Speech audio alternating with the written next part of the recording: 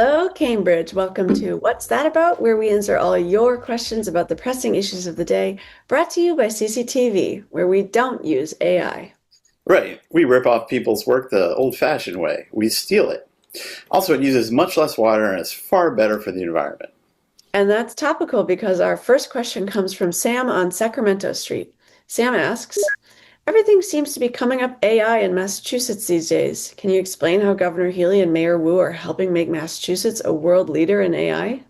Wait, that sounds sort of like Sam Altman, notoriously dishonest CEO of OpenAI, a big Trump ass-kisser, and an enabler of ICE abductions who just so happened to have just signed a no-bid, undisclosed contract with Maura Healey's office to bring his proprietary AI into the computers of all 40,000 plus state government workers.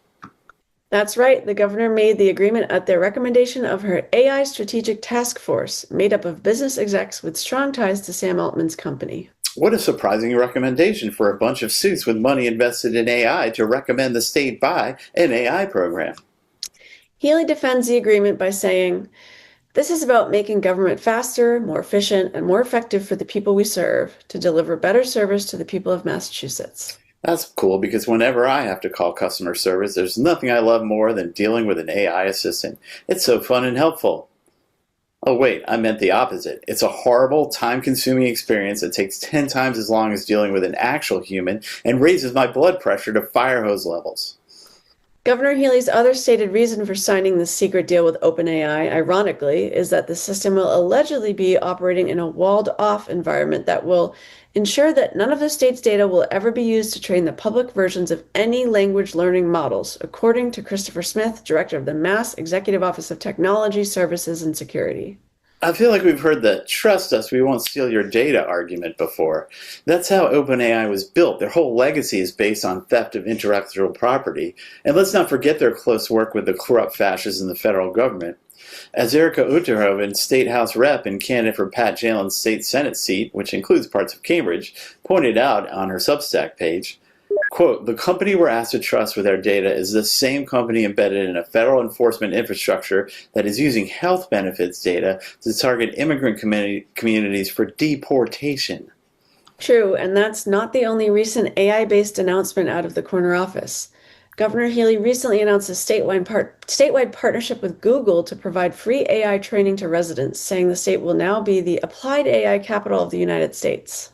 Is it cynical of me to think Google is providing this free training so people get used to using their shitty, wasteful AI tools, just like they hooked us with their free Google apps that have gotten steadily worse and more invasive all the time?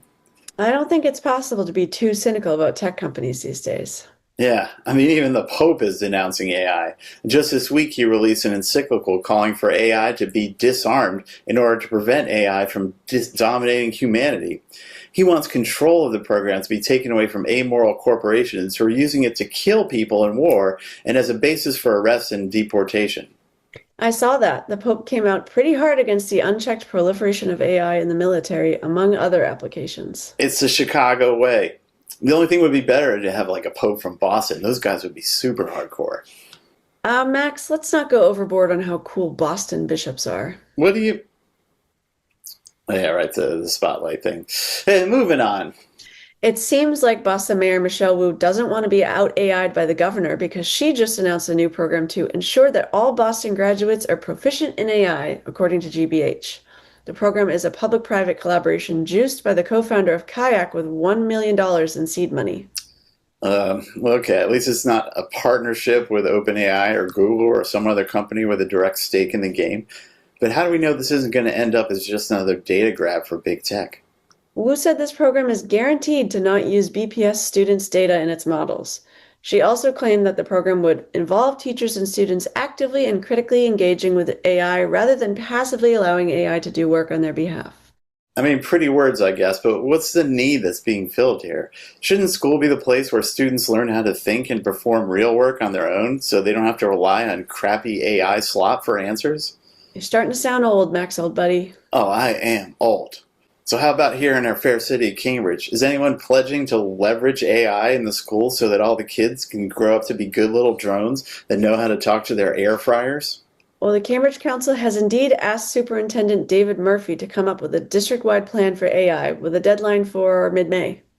And this is May 26th, so I'm sure it's coming out right on time, as usual.